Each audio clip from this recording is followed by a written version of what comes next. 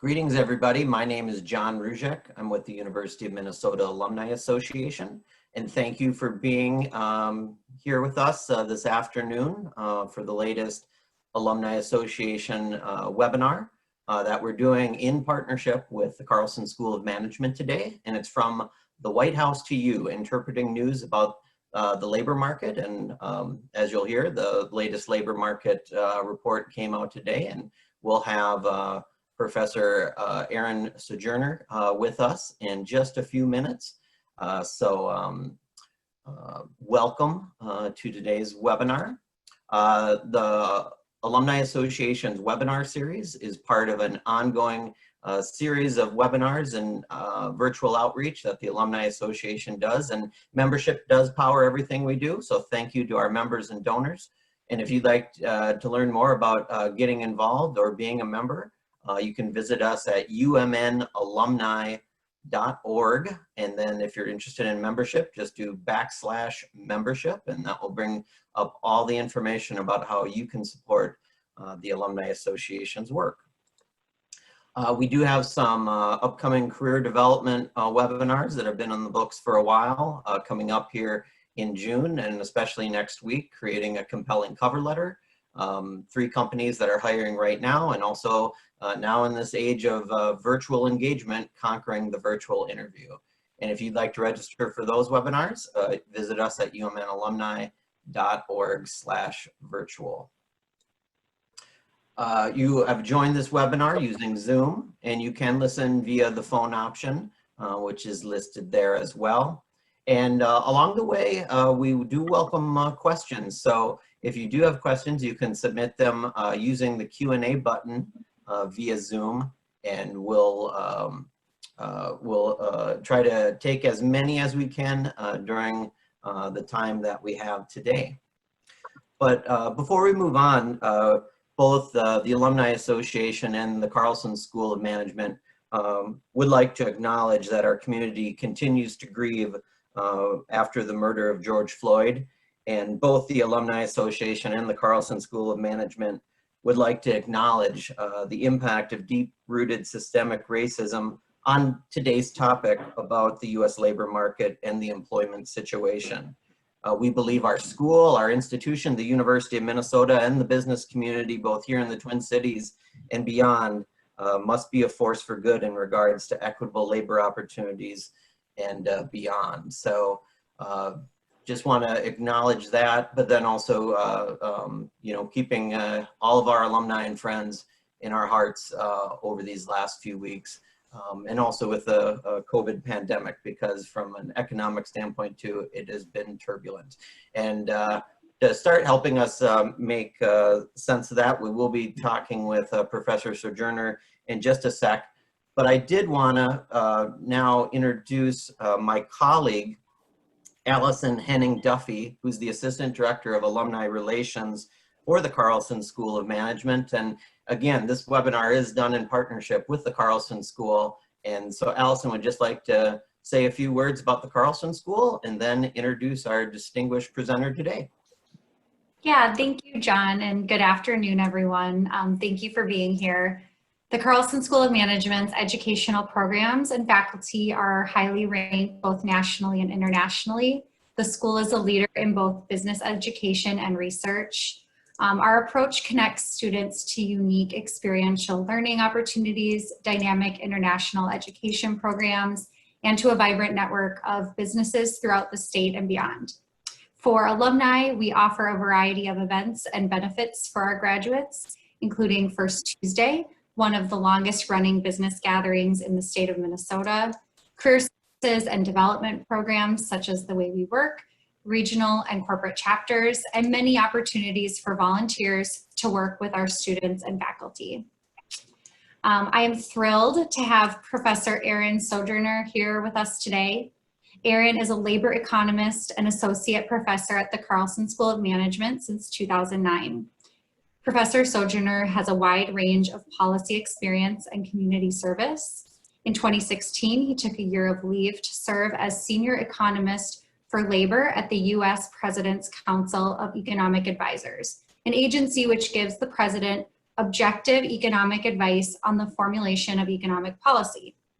Previously, Aaron served on former Minneapolis Mayor Betsy Hodges' Cradle to K cabinet, advising the city on how to reduce racial disparities through policies affecting children's first 3 years of life.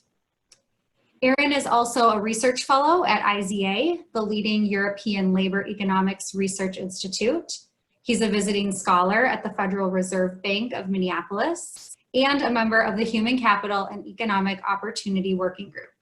There's much more I could say about Aaron, but I'll let you hear it from him. Please welcome Professor Aaron Sojourner to today's webinar to help us interpret today's news about the U.S. labor market. Thanks for having me, and thanks for spending some time with me today. I'm going to bring up a slide deck, and just, my goal for the next half hour, 45 minutes is to help you understand what's happening in the labor market from a big picture, and also to help you think through in the future as you're hearing news, what pieces to pay attention to, how to think about them in context, and how to extract meaning out of it. So that's part of the role that I played when I worked at CEA was, we had a lot of news coming in from official reports and unofficial news all the time, and really trying to help the top level of federal policymaking, the president and others at the White House and the Labor Department and the Fed, understand what it means and how to interpret all these signals that are arriving quickly. There's a lot of noise out there, and the challenge is to figure out what's the signal to pay attention to. So,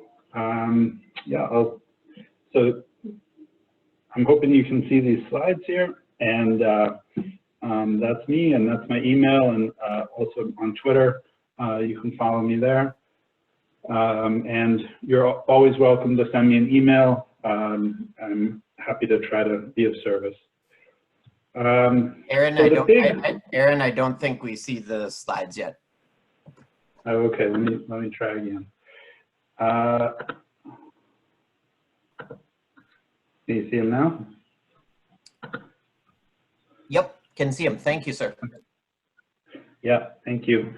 So so that's my email there, and if you just do a search for my name online, you'll find me, and that's my Twitter handle. You can follow me. I tweet a lot about the economic news. So, big picture, this is shows you the trend in the number of jobs in the U.S. Across the whole labor market back since 2007 to today, and the Great Recession is in the shaded part there. You can see from the top to the bottom, which was about 2 years, we lost about 8.5 million jobs. Last month, or from mid-March to mid-April, you see that big fall, we lost more than 20 million jobs. So we had job loss on par with double the Great Recession in 1 month. And this morning's job report was good news in terms of people having a chance to work in the labor market, and the economy added 2.5 million jobs. You can see that little blip up there, but also what you can see is that we still have a long way to go. So big picture, we've had a huge slowdown in economic activity, which has been really necessary to preserve public health. It's, when there's a pandemic around, it's dangerous for people to be interacting closely. That means that it's hard for workers to work the way they did before. It's hard for consumers to consume the way they did before, and we need to take those new risks into account. We're starting to resume some activity, and hopefully we'll be doing that in ways that are sustainable in terms of building trust and preserving health for consumers and workers and managers and entrepreneurs. And our ability to do that well is really what's going to govern how much of that loss we can recover in the short run and the intermediate run until we can put the pandemic threat behind us. You know, this is first and foremost a public health crisis, and the economic issues follow on from that. So the more we can do to throw every productive resource at the public health challenge, that's going to solve both the public health challenge and the economic challenge. There's not really a good shortcut. You know, we can take steps back towards normal, and the first steps back are the easiest steps. You know, in the middle it gets harder, you know, and recovering the last bit of what was lost is going to be, you know, quite difficult. And, you know, I think business as usual, as we did before, is really not an option. If we try to engage in business the way we were doing it before, you know, the reality around us has changed, and there's new health risks that make that not really an option. So, you know, I think all of our organizations and enterprises are working to make activity as compatible with sustainability as we can, and that requires changes in the way we do business. And so let's look more at what kind of news we learn and what it means. So here's another view of the change in the number of jobs in the US. Again, this is over the same time period. Instead of just showing you the level of jobs in the economy over time, this shows you the change in jobs each month over the same time period. And it's really hard to see anything on there. Like the Great Recession, there was massive job losses. You can see in the gray period, we were losing, you know, even 1 million jobs a month sometimes. But again, we shut down the economy to preserve public health, and we shut down 20 million jobs, more than that, in 1 month. And you can see the size of that giant blue bar on the right is reflecting that. And you can see that this most recent report this morning, which told us about the change from mid-April to mid-May, we added 2.5 million jobs. That red bar, you can see we have it's certainly a big positive change. It's the biggest positive change on record, but it's very much outweighed by the big negative change the prior month. You know, I think about it kind of like, imagine you're standing on a bridge and you jump off with a bungee cord, like, you know, you fall down a long way, and there's definitely a bounce back at the end, but it doesn't get you back to where you started. So this is a different way to look at, this is a different thing to look at, and I think this is a really important statistic to pay attention to.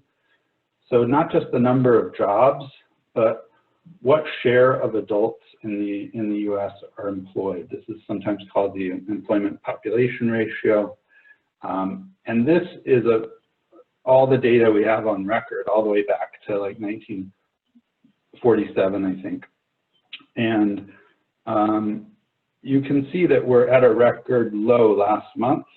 It was at 51.3% last month. It's back up now to 52.8. It's hard to see that line there, but we definitely recovered a little bit of ground. But again, we're still very far from where we were a few months ago. And we're still below anywhere we've been in the prior 60 years, 70 years, 80 years.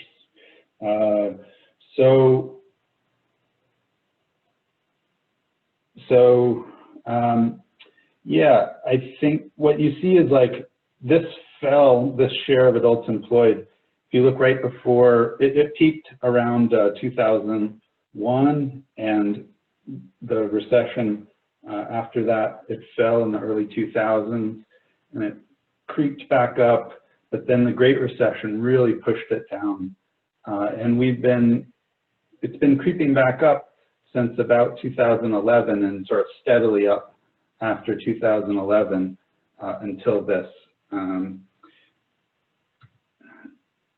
And I guess one thing I just want to say about this is that I think this is the cleanest statistic to watch, because really the most important distinction is between people who are working and people who are not working. The unemployment rate's a little different. It's about the difference between people who are not working but are looking for work and people who are not working and not looking for work. But in today's economy, with the health risks and everything and the temporary layoffs, it's a very messy distinction. It's a very messy number there. There's a lot of people who would like to work but maybe not looking because they think they can't find work, or it's not safe to work, or whatever. Their boss told them to hang on.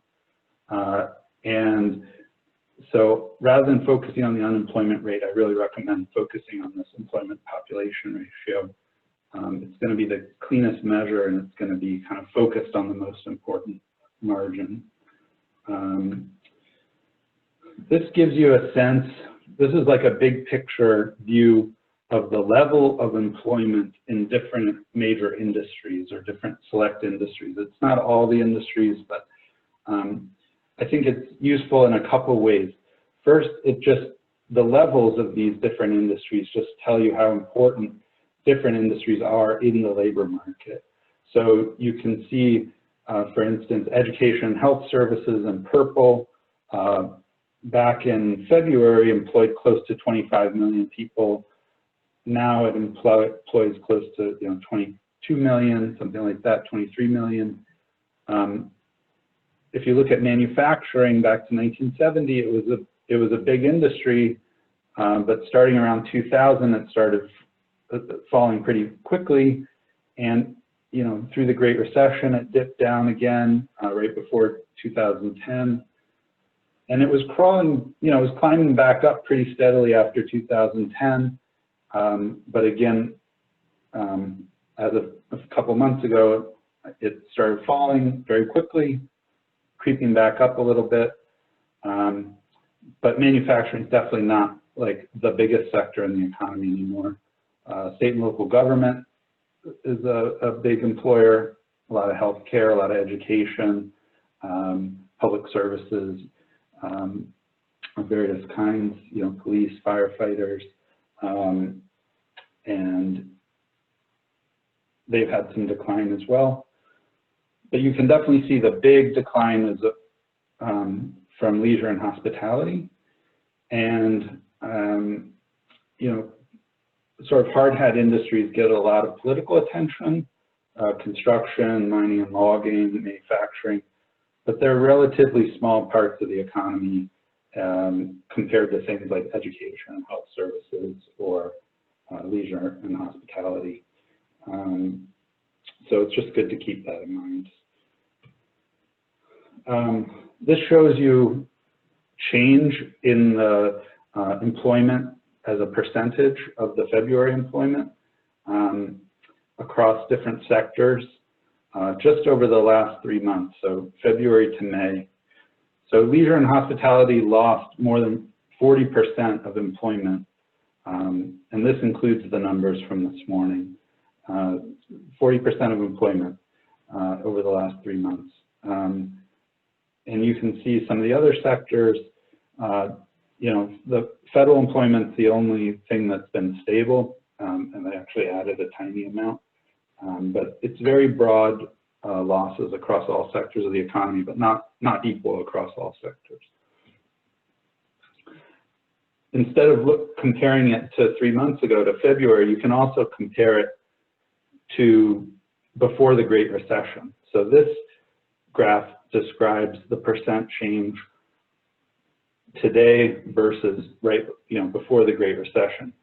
And you can see basically not only did we wipe out all the job losses since the Great Recession, we're more than 20% below that level for leisure and hospitality. We're below that 15% for manufacturing. We're still up for education and health services down at the bottom. So just to put it in a little bit broader historical perspective, what why does it hit some industries harder than others? Because either in terms of producing or in terms of selling, those industries require more social interaction. So for leisure and hospitality, it's workers interacting with consumers face to face, and that the risk inherent in that went up a lot a few months ago and remain high. And so that sector has been very hard hit. Manufacturing, it's not the consumer worker interactions that matter, it's the worker interactions. The manufacturing is done a lot of times on assembly lines that are really hard to reconfigure. You see this with the meat packing plants, like there's fixed capital put down, bolted to the floor, and workstations, and people have to, can't really socially distance and still do the work in the way it's usually done. So those are particularly hard hit sectors. Like the only sectors that are really escaping this are sectors where, both production and consumption can be done virtually. So like Netflix or, things like that. But most are affected. So I'll pause there and see if John has questions. Yeah, thank you, Aaron. And if folks have questions, feel free to type it in either the Q&A or the chat stream. There was a good conversation, and I think you were touching on it, about why hasn't construction fallen more? Is it more because it's not necessarily one of those industries where it would require more interaction, or another person noted that it might have been deemed more an essential industry by different states? Yeah, that's a good question. I think there has been less concern about jobs that are done outside, because again, just the science of how the germs, the virus spreads, that when you're in a closed area and air is being recirculated, spending time in that kind of space with other people, random other people, is more risky. Being outside, there's certainly still some risks, but I think they're mitigated by the sort of broad flow of air. But I'm not an epidemiologist. I'm not. It's not my expertise. But that's my belief. And yeah, I think in Minnesota and in many other places, certainly some pieces of construction were deemed as still essential. And so, yeah, I mean, I think the most important questions to ask as we try to resume economic activity are, how important is the output? So like, is it something our society really needs, like grocery stores, workers? We really need food moving to people. That is essential output. Tattoo parlors, not so much. Sorry, if you run a tattoo parlor, like, hopefully we can just defer that a little while. And the other question is, how safely can it be produced? So how important is the output, and how safely can it be produced and consumed? Those should be the guiding questions. What we don't want is a situation where decisions are being made based on who's the most desperate. Which families are the most desperate, the most cash-strapped, the most at risk of losing their home or their health insurance, and people are being forced into making choices out of desperation. Because if they're doing that, they're not going to take into account the consequences they have on other people's health and well-being, and that's how the virus spreads, is when we're not paying attention to those kind of issues. Sure, thank you. Another good question, why was the information sector behind in the jobs recovery? Yeah, that's a good question, and I don't know a great answer. I can make something up, but I don't know the answer to that, and sure. I think it is a good question. So, yeah, Okay. Yep. And just one more question that came in. It's about the stimulation policy. Do you think the stimulus payments will lead to hyperinflation? Yeah, that's a great question. There's a lot of concern about this floating around. And the short answer is no, I don't think so. But let me tell you why. So right now, investors all over the world are throwing money at the U.S. federal government, begging them to borrow. Because, you know, our economy, everybody recognizes that we can't do business as usual. We need to slow down our economic activity to preserve life and health. And so we're in a cash crunch as a society. We just can't be producing the way that we were. And that means, but we look ahead and we know that in 5 years or 4 years or 2 years, or hopefully sooner, we will be able to produce, you know, on a similar level to what we were doing before. And so we're in this cash crunch, but it's temporary. And what you should do when you have a temporary cash crunch is you should borrow, because your current self is poor, but your future self is richer. And so you should borrow from your future self. You should let your rich future self help your poor current self. And that's a fundamental idea in economics. And, you know, I know it's not just each of us borrowing ourselves, but honestly, like,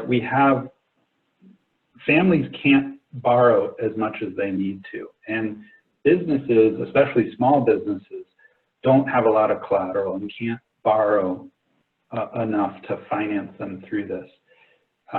Big businesses, it's maybe a little easier if they have a lot of hard capital, they have collateral, they have access to public credit markets, like they might be able to bridge through. State and local governments, they can't really borrow, they have to run balanced budgets. Really the only entity in our society that has borrowing capacity that's matched to the scale of the challenge we face is the federal government. And they can, and again, like through Congress and through the Federal Reserve, you can borrow. And the thing that drives up prices is like really hot demand, competition, high prices. That's not where we're at. Our problem right now is people don't have enough money. There's not sufficient demand. And so, you know, we need to borrow. Investors around the world recognize that we should be borrowing. They're throwing money at us, begging us to borrow, trying to buy T-bills, driving down interest rates. They were negative for a while in real terms. They're still very low. And people know that really the federal government's the only entity that has the capacity to bridge us through this time. And so we should let them do that and encourage them to do that. Great. And just one more question, and then you can resume your slides. This is a question that came in and might be kind of more opinion-based, but do you feel that the fear of the virus has diminished, or is it still pretty high either for business owners or consumers? Yeah, I don't have great insight into that.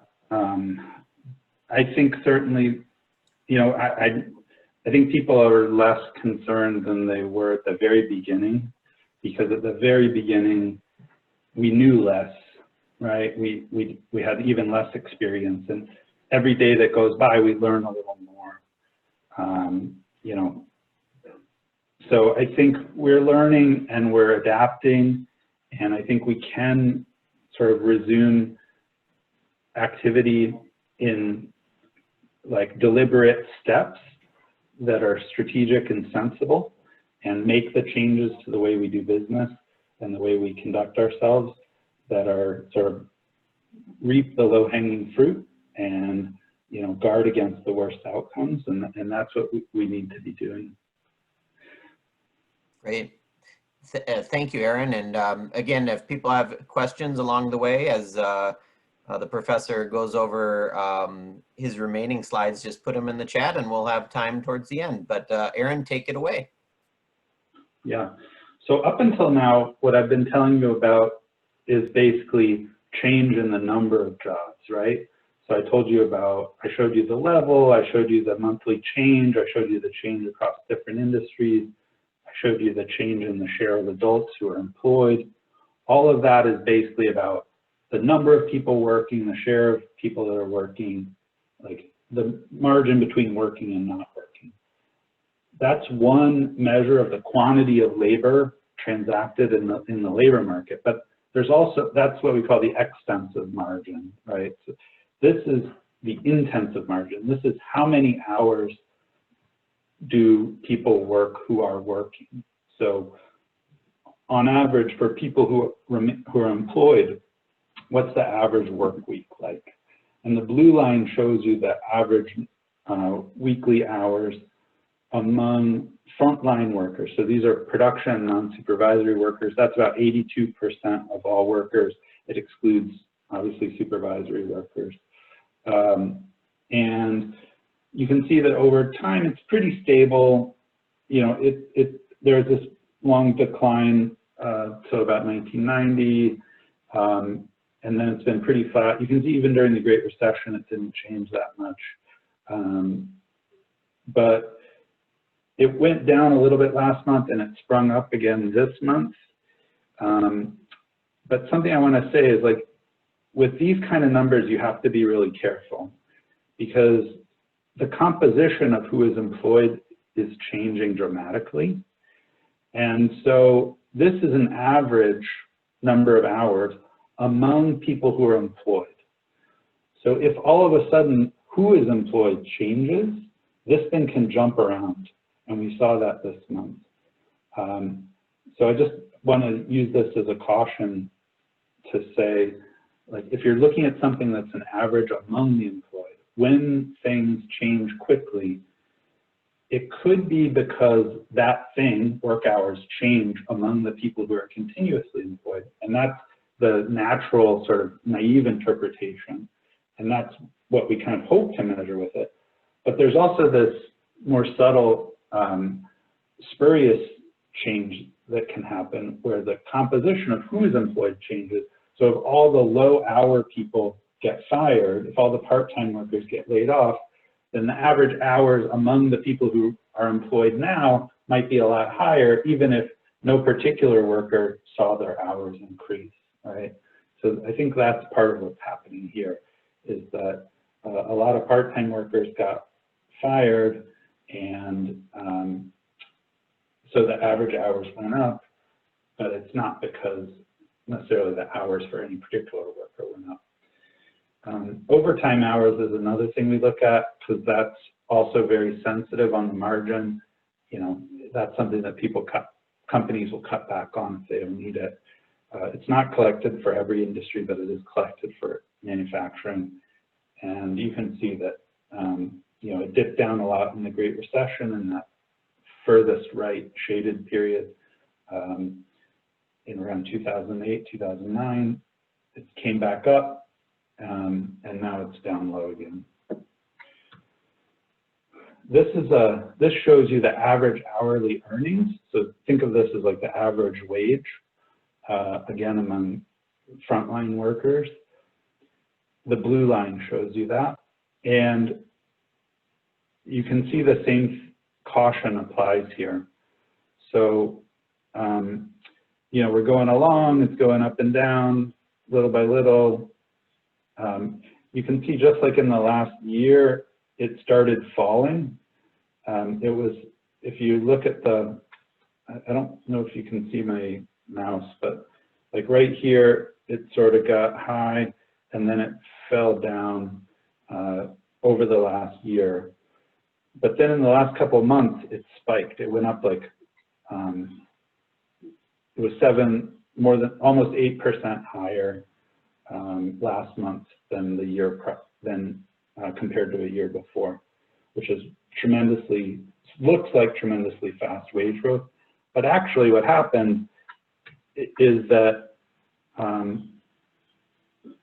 the layoffs hit low-wage workers harder. So this shows you the change in the share of adults employed based on those workers' education levels. And what you can see is that, you know, from February until May, over those 3 months, you know, 11% of adults with less than a high school education, let me say that again, sorry.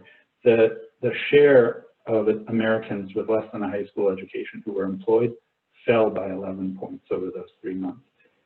It fell by, you know, 5 percentage points among those with a BA or higher. So if you go back to this graph, you can see the average hourly wage among those who are still employed spiked. But it's not because anybody got a raise, it's because all the low-wage workers, you know, not all, but a huge share of low-wage workers got laid off, so the average wage went up. So you have to be careful with these kind of averages, conditional, and there are ways to get closer to what, to tease apart these different mechanisms, but it's not possible with the monthly jobs report data. There's something called the Atlanta Fed has something called a wage growth tracker, which is based on following individual workers over time, and they compute something which is basically like the wage growth among workers who are continuously employed, and that gives putting these pieces of evidence together, you can get closer to the truth. The red line here is inflation. So there was a question about inflation. This is consumer price inflation, and what you can see is that it's collapsing recently as demand falls. There definitely are certain things that have gone up in price, like food at grocery stores has gone up, the prices have, but broadly, the kinds of things that Americans buy are falling in price. And again, because of sort of loss of income, huge shares of Americans are losing income now. Something to notice is that if you take the blue line at any given point in time, that says how much average wages grew over the last year. And if you take the red line in that same period, that says how fast did consumer prices grow over the last 12 months. So you can think of if you take the difference between the two lines, that tells you sort of how much does purchasing power of an hour of work change over the year. So when the blue line's far above the red line, that means that real wages are growing fast. And when the red line is above the blue line, that means that actually real wages are falling. And when they're right on top of each other, that means basically that price inflation is canceling out wage growth exactly. And so purchasing power isn't really changing. An hour of work buys you the same now as a year before. So this is, I think, really important numbers to look at because they really help describe, you know, most people are not on the margin between losing their jobs and keeping their job. Most people are working, and the way that they're affected by economic change primarily is by wage growth and price growth. And, you know, so if the economy is better, getting better for people, it's not that job growth is happening, it's that wage growth is happening and price growth isn't happening. So growth in real wages, you know, the vast majority of Americans get the vast majority of their income from work and labor income. So to me, this is a really important indicator of the health of the economy and the direction of change in the economy. But this compositional issue makes it very challenging right now to interpret. I showed you that already. Yeah, so this is the unemployment rate. It's really hard to even see So it spiked up to record high levels. Last month it fell down to 13.3% this month, but you can tell it's really hard to see on the graph, but 13.3 you can see roughly where it is, between 12 and 14. We got a small improvement this month. I mean, it's big in historic terms, it's a big change, but relative to the sort of setback we suffered the prior month, it's just a small step forward. And there's still a lot of ground left to make up. And I want to show you that in general, Black employment rates are always lower than white employment rates. So this shows you the ratio of the share of African Americans employed to the share of whites employed over time. And so, back to the 70s, what it's saying is that, whatever the share of whites who are employed, the share of Blacks who are employed is about 94% of that. And you can see this change over time.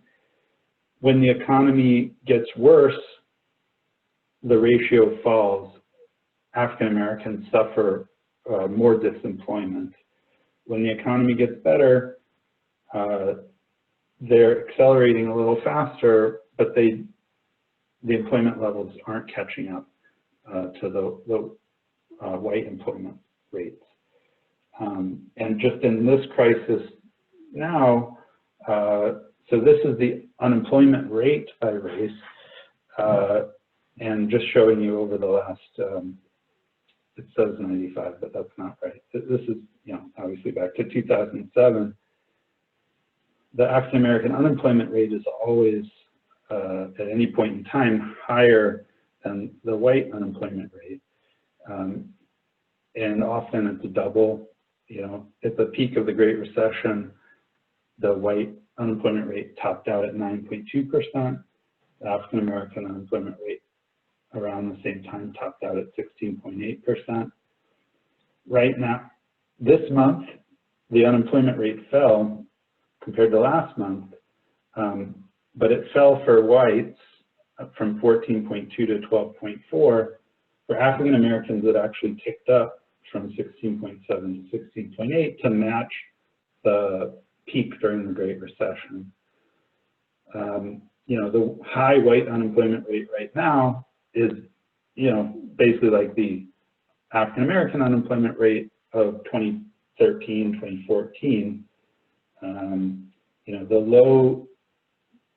The lowest African American unemployment rate in 2019 there was about the white unemployment rate in 2013, right? So there are these persistent disparities, and I think a lot of people see that and they say, well, there's a lot of differences between these two groups. It's not just race, it's also education, it's also age profiles, it's also experience levels, things like that.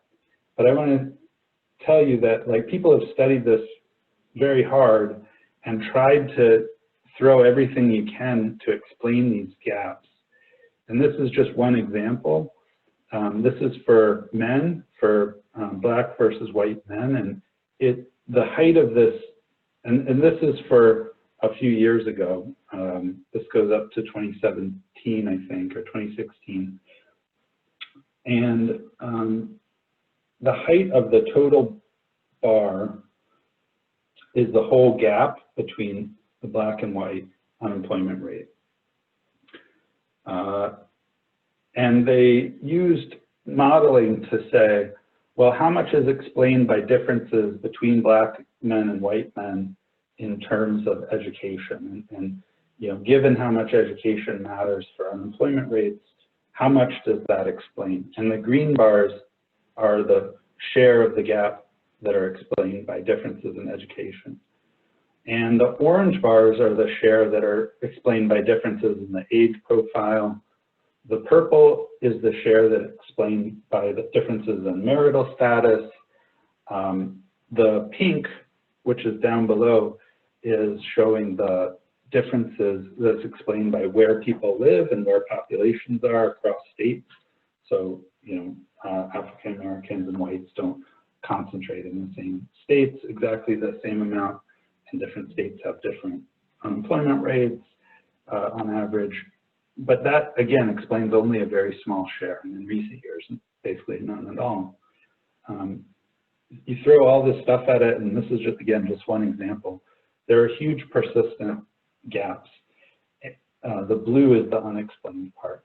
And one way to interpret this as well, it could be discrimination, it could be, and there's a lot of evidence from other studies. People have done experiments where they create resumes and they fake resumes, but they're made to look very real and send them in response to job openings, and they randomly assign a name that is typically white or a name that is typically African American, like Greg versus Jamal, and they measure the callback rate. So the resumes are exactly the same type. They mix them up at random, exactly what's on there, and then they randomly assign the name. And the ones that have African American names compared to the ones that have white names, typically white names, they get much lower callback rates. So this is pretty compelling evidence of discrimination, because there's nothing systematically different about these two things, these two sets of resumes, except the racial association of the name on it. And there's a long literature about that. So I think, another way to interpret is that, like, to be unemployed, to be classified as unemployed, you have to have searched for work in the last 4 weeks. So you have to be not working, but having searched for work in the last 4 weeks. And I don't know, maybe whites give up and African Americans persist in searching, even though they're not finding jobs. That could be part of it as well. So whites get discouraged more easily and stop searching and drop out of the labor force. But that's, I think, a small part of it, because, again, the employment shares are much higher for whites, or substantially higher. So, I don't know. Another area of my own personal research that, when things are changing very quickly, it becomes really important to build new knowledge quickly, because, like, our old knowledge and our theories about how things work get stale very fast in dynamic times. And so I started working with a professor at Yale to model the initial unemployment claims that get reported each week. This is, like, the most important signal we have at a high frequency of, like, bad changes in the labor market. And this trend this is from a New York Times article that featured our work that came out in April. And you can see this is, again, like a graph that shows the number of people newly filing new unemployment insurance claims each week since 2005 or 4.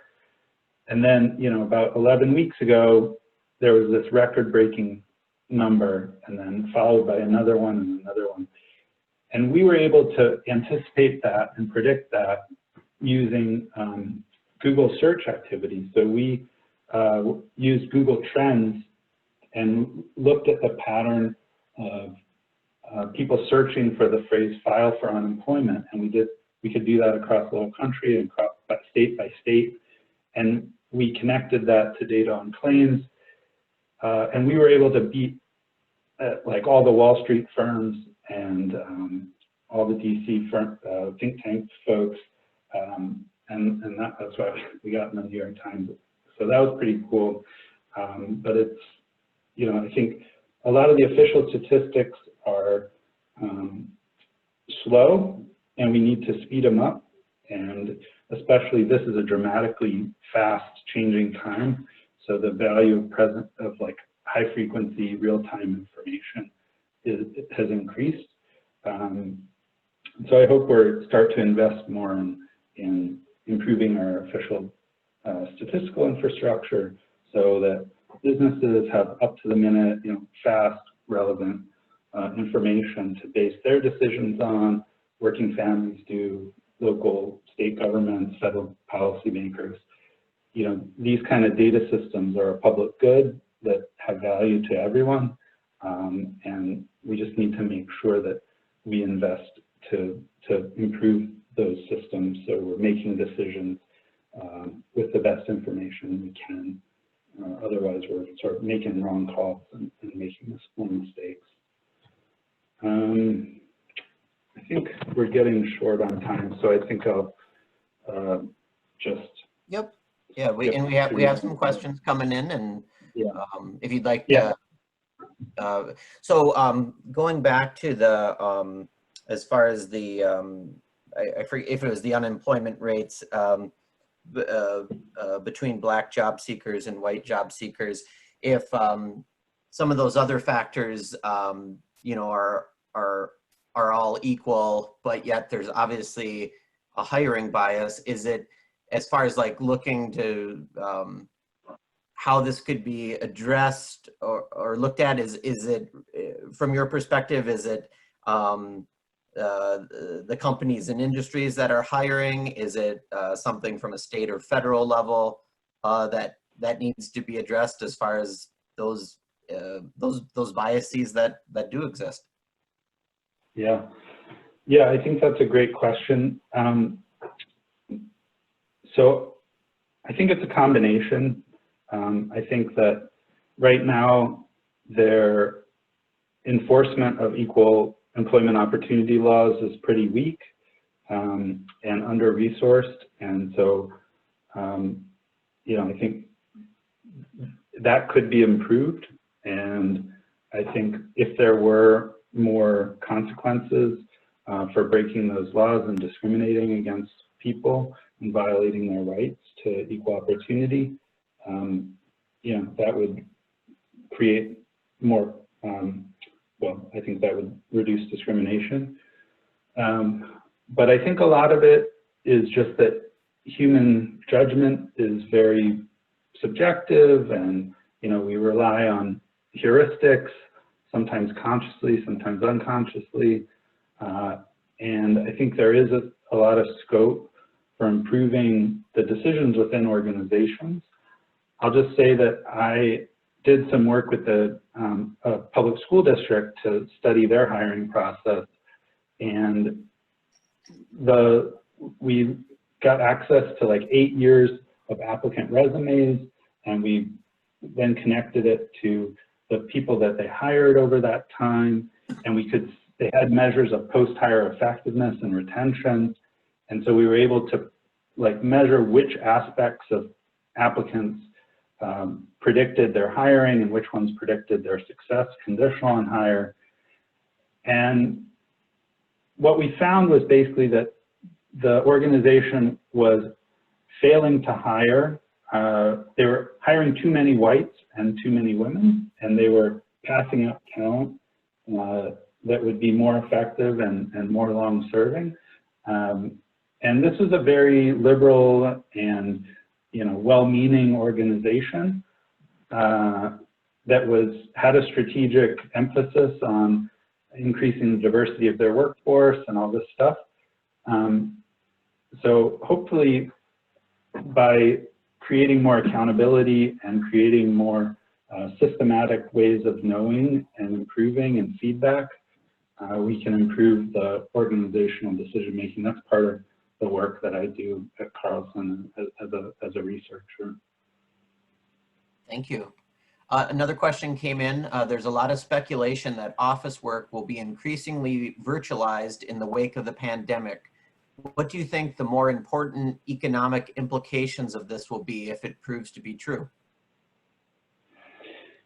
Yeah, I suspect that's right. I don't know the magnitude, but I think the direction is pretty clear.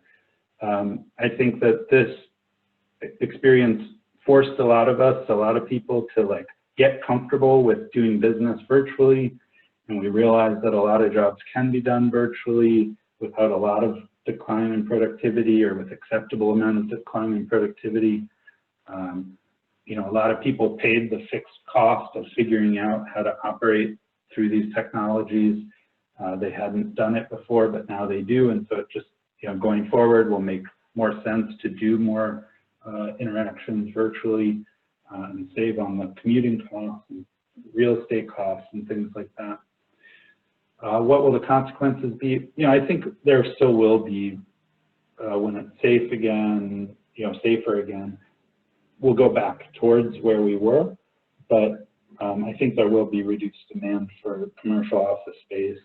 You know, there will be more demand for sort of at-home offices and at-home work from home and all the stuff that goes along with that. I'm sure many of you have figured out what you need to do your job from home. Yeah, I mean, I think that's the main stuff that I foresee. I guess in terms of like transit, you know, less traveling, inner city travel, you know, more virtual meetings, less intra-city or intra-location travel, yeah, more reliance on virtual contact. Sure. Just one quick follow-up on the stimulation question from earlier. As you mentioned, the stimulation check can be considered as borrowing from the future. So will a higher taxation be the results as paybacks in the future? So in one sense, yes, but in another sense, no. So, and let me try to be clear about that. So yes, like we're borrowing more, so we have more debt obligation to repay in the future. That is right, and that's true. However, the question is, if we didn't borrow now, what would happen? And what would happen, so I think the best metaphor that I've heard about this is that we've put ourselves and our economy and our society into like a medically induced coma to keep ourselves healthy and, you know, prevent a catastrophic health crisis. But what that means is that we can't rely on the usual systems to push resources around the body politic, right? Like we usually rely on consumer markets and labor markets to push resources around. And we need to shut those down to keep ourselves from, you know, catastrophe.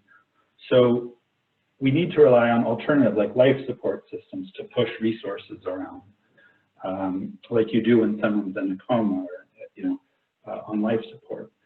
And I don't think of it, you can think of it as stimulus in the sense that if people weren't getting this money, they'd be worse off.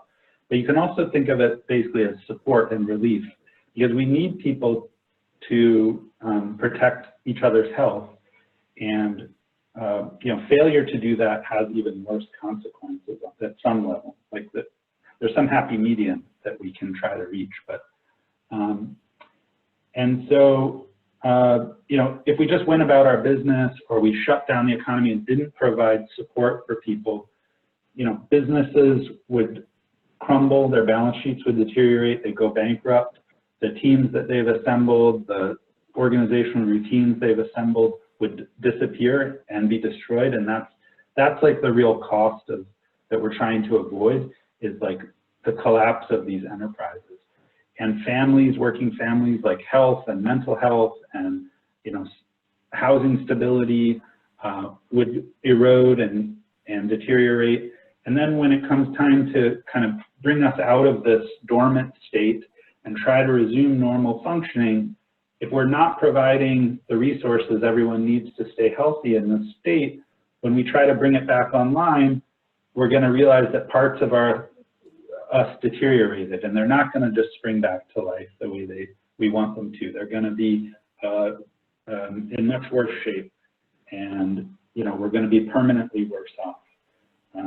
in a way that's hard to recover. Well, thank you. And I know we have a few more questions out there, but I want to be respectful of your time today, because I know you, especially when these jobs reports hit, you know, that's your prime time. So sincerely appreciate the time that you've taken to share your research and expertise with us today. Yeah, and thanks to everyone for the great questions. Yeah, I can, I think I can make the slides available if that's useful to people, or you can just, people can email me too. And we will share the recording of the webinar with everybody who registered. So if you'd like to revisit the slides that way too, they'll be there. But Professor Sojourner, thank you so much for your time today. Thank you. And thank you again to our alumni and friends and folks out in the general public for joining our webinar today. We sincerely appreciate it. Thank you to Professor Sojourner and also the Carlson School of Management. There's tons of great programming coming out of the Carlson School as well. Also executive education along with the undergraduate and master's programs there. So definitely check out the Carlson School as well. Thank you, be well, be safe, and we'll see you all at the next opportunity. Thank you.